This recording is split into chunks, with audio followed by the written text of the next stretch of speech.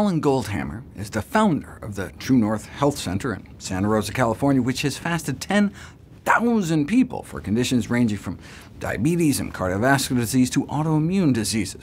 He noted that conditions that seem to be tied to dietary excess tend to respond predictably to the use of fasting, followed by a health-promoting diet, which he describes as a low-salt, all-plant, high-fiber, low-fat, low-protein, and low-sugar diet.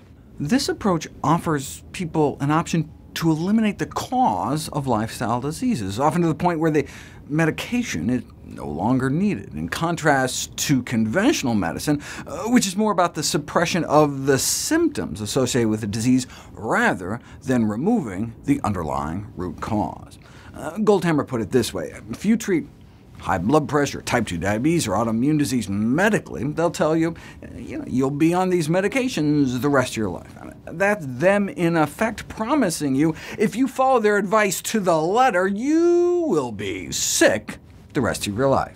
Preliminary data suggests fasting may benefit metabolic diseases, pain syndromes, high blood pressure, chronic inflammatory diseases, allergic diseases, and psychosomatic disorders. But the highest level of evidence we have for the benefits of fasting are in regards to rheumatic diseases, autoimmune inflammatory joint diseases, like rheumatoid arthritis. Nearly a century ago, it was written that diet treatment is not generally recognized by the medical profession as one of the weapons with which to attack such diseases. This attitude persisted until relatively recently, but a systematic review of controlled trials has since shown a statistically and clinically significant beneficial long-term effect. Rheumatoid arthritis has a well-known genetic component, but the concordance rate, the chance that a pair of identical twins both get it when one has it, is probably under 30%, despite having the same genes, leaving 70% to be explained by non-genetic factors. Even if we don't know exactly what those factors are, fasting has been compared to rebooting the hard drive in a computer. Sometimes a drive gets corrupted, and you don't know exactly what the problem is, but if you just turn it off and reboot it, that corruption may get cleared out. The evidence base started with case reports, fasting followed by a plant-based diet, remarkable reports of years of pain and stiffness gone within a week, and more importantly, stayed gone on the healthier diet. One after another like that, but case reports are just glorified anecdotes. There have been studies going back decades suggesting fasting may represent the most rapid available way to induce relief of arthritic pain and swelling for patients who have rheumatoid arthritis, but the studies often failed to have control for the placebo effect, which is especially important when it comes to relying on self-reported subjective symptoms, such as pain and general well-being.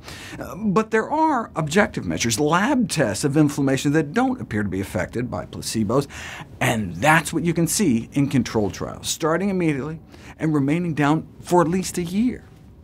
10 different measures of inflammation significantly decreased after the fasting and subsequent meat and egg-free diet, whereas none of the parameters budged in those disease victims that continued to eat their regular diets. And the squelching of inflammation translated into a significant reduction in pain, morning stiffness, a loss of grip strength, and number of tender and swollen joints. Even a year after the trial was over, those who benefited from the diet continued to benefit in terms of pain, stiffness, tender and swollen joints, presumably because they stuck with it. There's little doubt that while fasting, both inflammation and pain are relieved. But if you go back to the same diet you were on before, the inflammation returns unless, evidently, the fasting period followed by a vegetarian diet. Why might that be? Well, it could be due to the changes in the microbiome. The improvement in symptoms coincided with a significant alteration of the intestinal flora, which may somehow be beneficial, perhaps by strengthening the gut barrier.